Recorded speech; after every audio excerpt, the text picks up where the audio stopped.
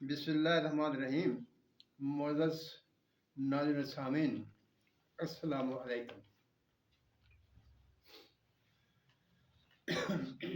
आज तो मैं आपके सामने एक जिगर की असलाह के लिए नुस्खा पेश कर रहा हूँ, जिसका नाम है अक्सीर जिगर। खुराफी नुस्खा है, लेकिन आखिर में, इस वीडियो के आखिर में मैं आपसे पूछूंगा, एक सवाल आपसे पूछूंगा और एक जवाब मैं आपको दूंगा। गौर से सुन लेना, देख लेना। लेकिन पहले हम दूसरी तरफ आते हैं। इंसानी जिस्म में 3 अज़ाए रईसा है, जिन्हें हयाती अज़ा कहते हैं। दिल, जिगर, दिमाग, ये हयाती अज़ा। अगर ये दुरुस्त है तो आप इंशाल्लाह ठीक होंगे, और अगर इनमें एक दो और यानी मैदा और तिली वगैरह को शामिल कर लिया जाए तो ये अज़ाए रईसा बन जाते हैं। अज़ाए रईसा ठीक हों, हयाती आज़ा ठीक हों, तो इंसान बिल्कुल ठीक रहता है। और आज जो नुस्खा मैं आपके सामने बयान करने लगा हूँ वो है अक्सीर जिगर। जिगर ही वो एक ऐसी भट्टी है जहाँ खून तैयार होता है, जिसम को सप्लाई होता है, और इसकी छांटी भी होती है। गुर्दे इसके मुआवन है, कुछ कमी बेशी वो खून को साफ कर देते हैं। और जो मिजाज जिगर का होता है वही गुर्दों का होता है। जो दवाई जिगर की इस्लाह करती है वही गुर्दों की इस्लाह करती है। इसका मतलब ये हुआ, अगर जिगर की इस्लाह करने वाली दवाई है तो वो खून को मुकम्मल तौर पर साफ सुथरा बना देगी और उसमें सब बीमारियों के ऐब वो निकाल देगी। इसलिए मैं आज आपके सामने अक्सीर जिगर का नुस्खा रख रहा हूँ। लेकिन यहाँ भी एक बात याद रखने वाली है, अक्सीर जिगर और मुकव्वी जिगर में फ़र्क है। मुकव्वी जिगर उस दवा को कहते हैं जो कि ताकत दे। अक्सीर जिगर वो दवा है जो खून को, जिगर को साफ करती है, यानी जिगर की इस्लाह करती है, वो अक्सीर जिगर है। और मुकव्वी जिगर वो दवा है जो कि जिगर को ताकत देगी, उसकी कमजोरी को रफा करेगी। इसका फर्क भी ध्यान में रखना जो लाजमी होता है। मेरे अक्सर नुस्खे आम लोगों के लिए होते हैं, मैं हुक्मा हजरात के नुस्खे नहीं बनाता। अगर हुक्मा हजरात देखते हैं, उनको हक हासिल है कि इस पर तनकीद करें और इस पर कमी बेशी हो तो वो बताएं, कमेंट्स करके बताएं, ताकि मैं अपनी भी इस्लाह कर सकूं। और आज का जो नुस्खा है ये अक्सीर जिगर है, यानी ये आपके जिस्म को, आपके जिगर को, और जो भी खून में कोई खराबियां होंगी उन सब को साफ सफाफ करके जिस्म को कुंदन बना देगा। नहायत ही आसान, नहायत ही सस्ता और नहायत ही आसानी से बनने वाला नुस्खा, लेकिन फायदे में बेमिसाल। आइए मैं नुस्खे की अज्जा जो आपके सामने बयान कर दूं।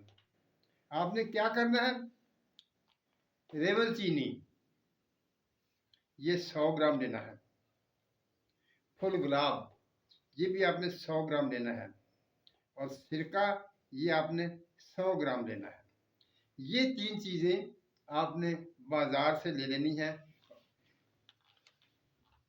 रेवन चीनी 100 ग्राम, फुल गुलाब खुश्क जो बाजार से मिलते हैं वो ले ले 100 ग्राम, और सिरका 100 ग्राम। अब आपने आगे क्या करना है, आपने ये रेवन चीनी की जड़ सी होती है, इनको आपने कूट लेना है, मोटा मोटा कूट लेना, ब्रेक नहीं करना। और फुल गुलाब जो है उन दोनों को आपने 3-4 किलो पानी में भिगो देना है, रात में भीगे रहे। सुबह आप उठेंगे तो आप इसको पानी को चूल्हे पर चढ़ाकर बर्तन को पकाएंगे, ताकि ये पानी जब खुश्क होकर इसमें तकरीबन 1 किलो, सवा किलो के करीब बाकी बच जाए। जब इतना पानी बच जाएगा तो आप इसको उन छान लेंगे, कपड़े में से छान करके साफ कर लेंगे और साफ सुथरा पानी हासिल कर लेंगे।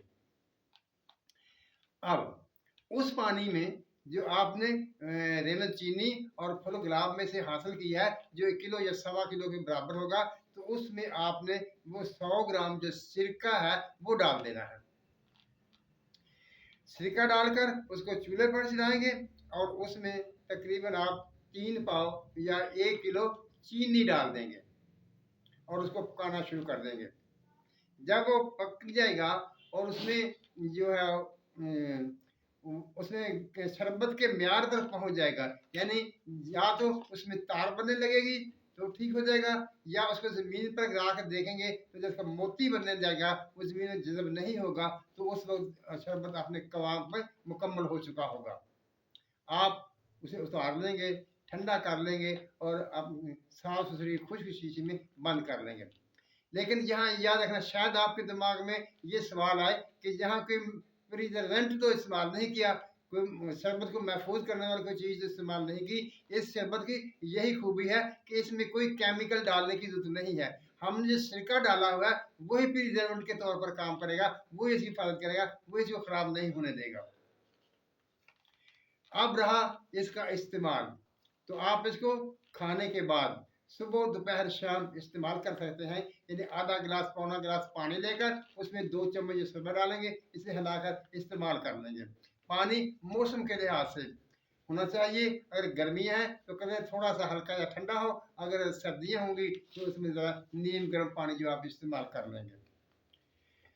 ये तो हो गया नुस्खा तैयार करना और उसका इस्तेमाल करने का तरीका।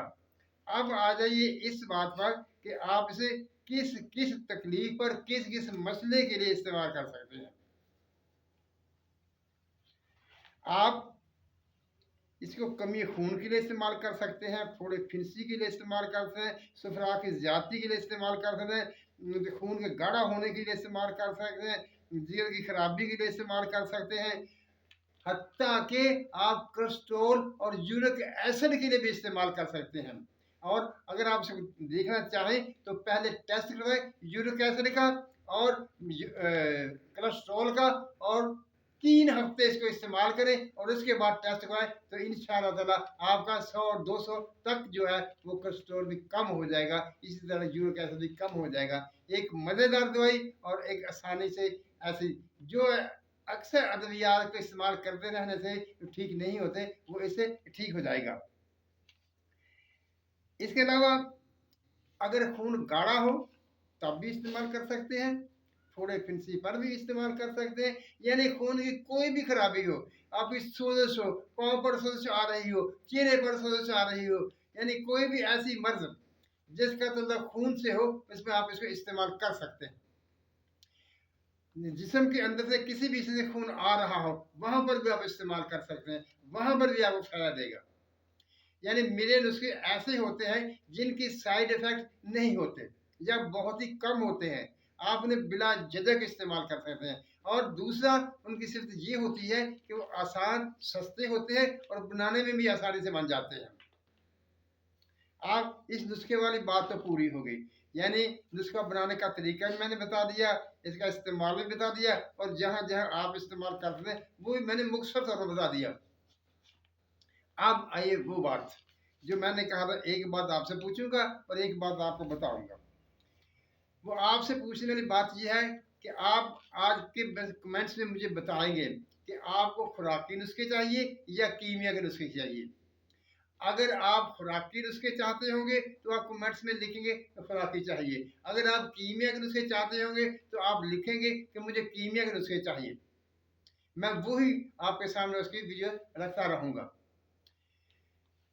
और जो मैंने आपको बात बतानी थी वो ये है कि कुछ दोस्त बार बार ये बात लिख रहे हैं कि हमें कोई ऐसा मुकम्मल नुस्खा बताइए, मुकम्मल नुस्खा। जो मतलब मैं उन इस बात से समझा वो ये कि क्या माफ कीजिएगा, कि ऐसा नुस्खा जिसे आप बना सकें और बनाकर आप उसे बाजार ले जाकर उसे अपना मकसद हासिल कर सकें। भाई मेरी बातों की याद कीजिए, मैं अक्सर कहता हूं कि कोई भी ऐसा काम नहीं करेगा। मैंने 2 नुस्खे आपको दिए थे, अगर आपने उन 2 नुस्खों पर मेहनत की होती तो आप बाजार जा चुके होते। और आज भी मैं ये बात कह रहा हूँ कि वे दोनों नुस्खे कामयाब हैं। अगर आप मेहनत कर लें उन पर तो आप बाजार जा सकते हैं मेरी गारंटी के साथ, लेकिन मेहनत आपको करना पड़ेगी। वो कौन कौन से दो नुस्खे थे? एक नुस्खा था बादशाह गर वाला नुस्खा, और दूसरा नुस्खा था न्यारी वाला नुस्खा। वो दोनों नुस्खे मुकम्मल है, बिल्कुल ठीक है, मेरे किए हुए हैं। अगर आपसे ना बन सके तो मैं तो ये नहीं कहता कि आपके मुकद्दर, लेकिन आप मेहनत कीजिए, आपके मुकद्दर में हो सकते हैं।